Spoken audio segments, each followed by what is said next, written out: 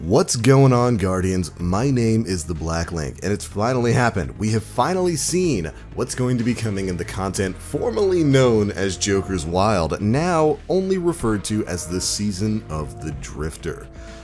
Bungie's ViDoc has finally come out, and it has shown us an awful lot about what we're getting. We got a new game mode, GAMBIT Prime, we've got some new armor sets, some new weapons, a little bit of story cut in there, some word about the Revelry, and even a bit of light shed on the Season of the Redacted, now known as the Season of Opulence. All this and more was covered in an 8-minute ViDoc that Bungie put out earlier today.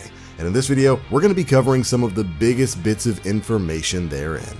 Let's go ahead and dive on in. Now, the Season of the Drifter is of course going to be following the namesake character there, the Drifter. And the ViDoc starts off by letting us know that the Drifter is going to have his own personal space in this upcoming season. We're going to be heading straight to his ship and exploring some of the secrets of the mystery cargo that he's been towing around. And here we get some great shots at his ship, as well as some of the brand new armor we'll be earning over the course of Season of the Drifter.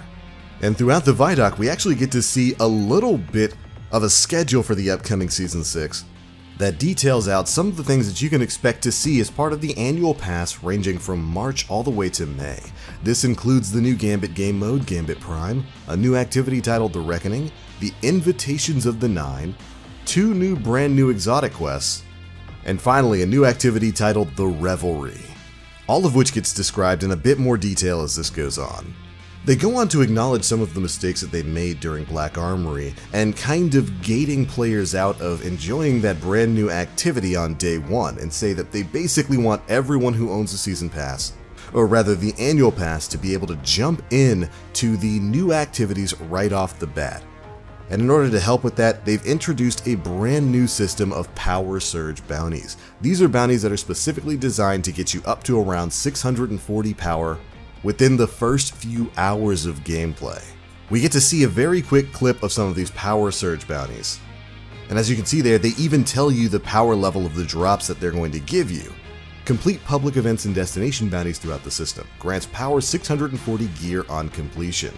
So it looks like this is going to be a great way for players who are still trying to make their way towards 650 power to get caught up on day one so that they can jump right into some of the new content. Definitely a great change that expands upon the catch-up mechanics that they've been slowly introducing since the Season of the Forge went live. And of course, all of this game of catch-up is to make sure that you're ready for the new game modes like GAMBIT Prime. They state that the first thing you're going to want to do when you log in when the Season of the Drifter starts is head straight to the Drifter's new destination. There you'll be introduced to GAMBIT Prime, and I guess our brand new gameplay loop is going to come into effect. You play GAMBIT Prime, which unlocks a new mode called The Reckoning. You head into that, you complete it, and that gets you armor that you can bring back into GAMBIT Prime. And in that, they kind of detail the gameplay loop that we'll be experiencing when Season of the Drifter goes live. But we also get to see some pretty interesting story stuff. The Emissary of the Nine shows up in this, meaning we'll likely be learning more about that mysterious faction as this goes on. But let's talk about GAMBIT Prime, one of the new premier game modes within the Season of the Drifter. This is described as being the sweatier version of GAMBIT, and it's going to come with quite a few little changes that you'll have to pay attention to. First up, this is a single round game mode that is supposedly going to be evolving as time goes on, and I do believe the way it's going to evolve is via the use of the different roles that players will be able to take while playing through it. But it being a single round already is going to make this a very quick, very sweaty game mode. And to help along with that is the fact that now players can drain motes from their enemy teams. We're not exactly sure how this is done, but in combination with stuff like invasions, that's going to be a huge game changer. Additionally, there's also going to be more raid-like mechanics when it comes to facing down your primeval boss.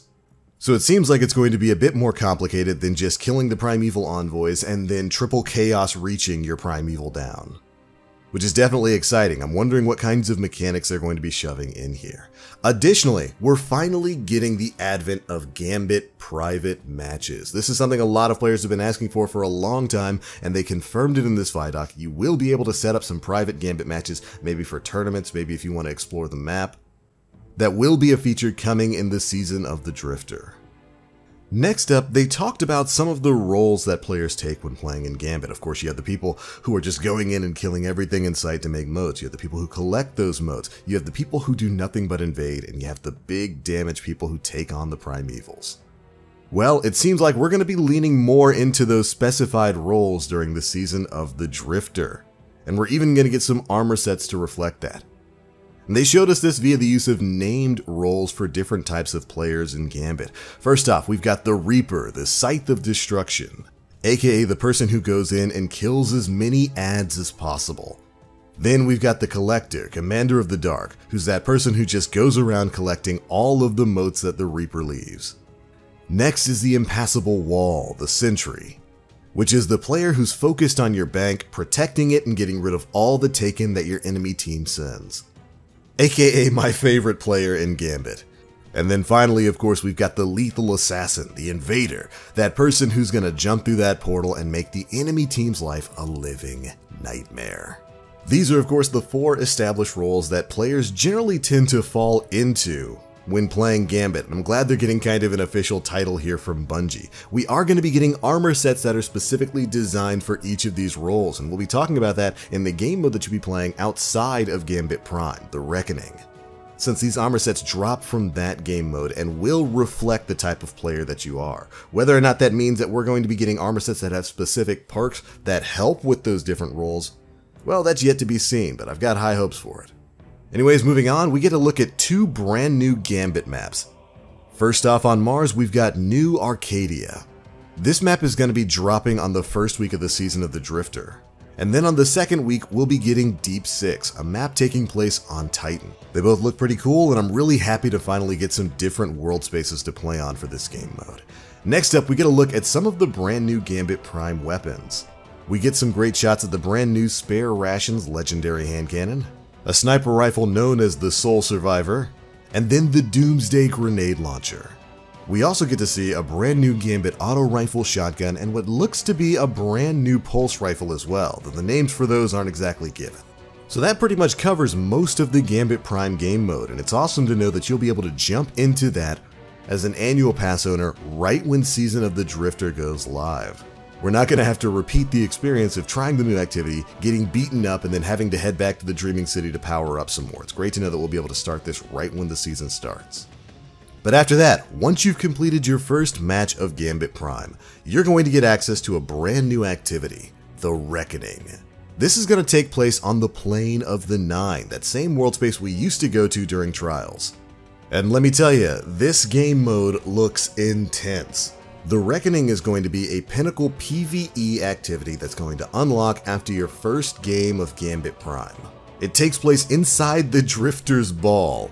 And if I were to have to describe it, I would actually describe it the same way the devs do in the video. You remember the dark maze and bridge section of Crota's End way back in Destiny 1? This is like an entire in-game game mode based around that. This is going to be a tiered activity, so we'll have access to Tier 1 on the first week. And it seems like it's going to be a race through time, where you and your fire team are going to have to very quickly push through huge waves of enemies, completing whatever objectives line themselves up on the way. It's a timed activity, and over the course of the next couple of weeks is going to unlock higher difficulty tiers. But what's the point of running the Reckoning? What are you going to be getting from it? Well, every week when you complete it, you'll be walking away with some very specific new gear. This game mode rewards you with a brand new armor set that is tailor-made for the Gambit Prime game mode. And boy, do I have to say, it looks good. Each piece of this new armor set is going to have the snake decal for the Drifter lit up on it, and the color of that decal is going to correlate with the role that the armor plays in Gambit Prime. Remember, Sentry, Invader, Scythe, all that kind of stuff. So say if you're an Invader, you're rocking that red intimidating set. While if you're a Sentry, you're rocking a set with the lit up yellow snake. It kind of reminds me of some of the chroma gear we used to have back in Destiny 1, and I'm really happy they're kind of leaning back towards that, at least in the aesthetics department when it comes to some of this in-game armor. We get a great look at these armor sets throughout the course of this ViDoc. And I really do love the unique sort of feel that it has when compared to some of the other armor sets that we have currently in Destiny 2. But this is the direction that they're taking gear customization moving forward. I'm definitely happy to see them lurch back towards what we used to have in Destiny 1. Additionally, it looks like they're going to be expanding upon the aura system that we really haven't seen used since the Nightfall emblems from back in year 1 of Destiny 2. If you take a look at this scene right here, you'll see that all of the Guardians in this waiting room have an aura above their heads. And I imagine that probably has to do with maybe wearing a full set of this GAMBIT Prime Reckoning gear. Or maybe just having a full set on that corresponds to the role that you want to play. It's going to be really exciting to see how all of this is going to be set up, and we get to jump into this in just a week or so. Next up, we get a quick look at some new Pinnacle weapons, including a brand new Pinnacle Crucible submachine gun, a new Vanguard Pinnacle Scout Rifle, which from the quick clip that we get to see here seemingly has the Firefly or Dragonfly perk, and even a quick mention of a brand new spring activity titled the Revelry.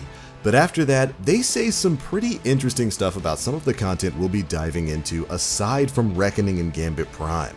On week 2 of the Season of the Drifter, we'll be starting off the exotic quest to get the Thorn. And believe me, there is no more innuendo here. They show the Thorn, the Titan, the monster of Destiny 1 Year 1 off in its full glory in this ViDoc.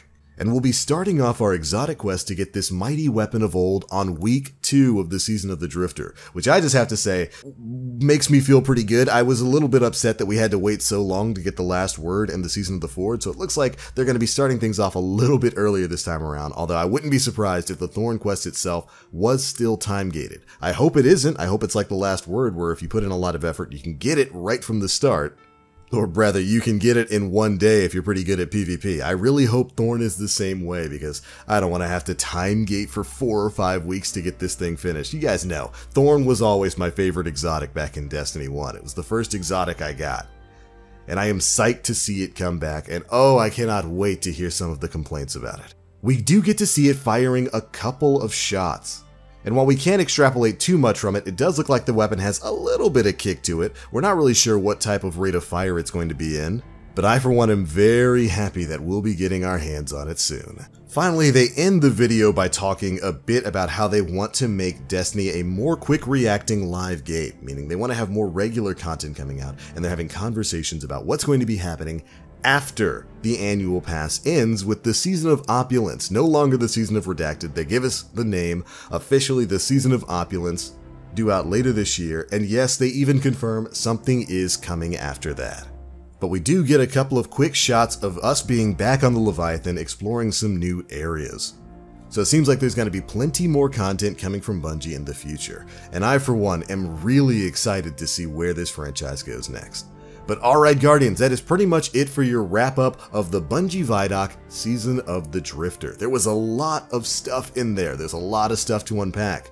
And I for one am really excited to jump into some of this stuff when the Season of the Drifter goes live. But alright Guardians, that is it for this wrap up video. Was there anything we missed? Be sure to let us know down in the comment section below. Are you psyched for the Season of the Drifter? Are you bummed it's no longer called Joker's Wild? How do you feel about stuff like Gambit Prime, the Revelry, the Reckoning, and all the things that you got to see in this video? Be sure to let us know down in the comment section below. If you enjoyed, feel free to drop a like, make sure you subscribe and hit that notification bell to stay up to date with all the latest stuff we're putting out. But alright Guardians, it's going to be it for this one. Thank you all so much for watching, and as always, I am the Black Link. You Guardians, stay frosty, and we'll see you in the Season of the Drifter.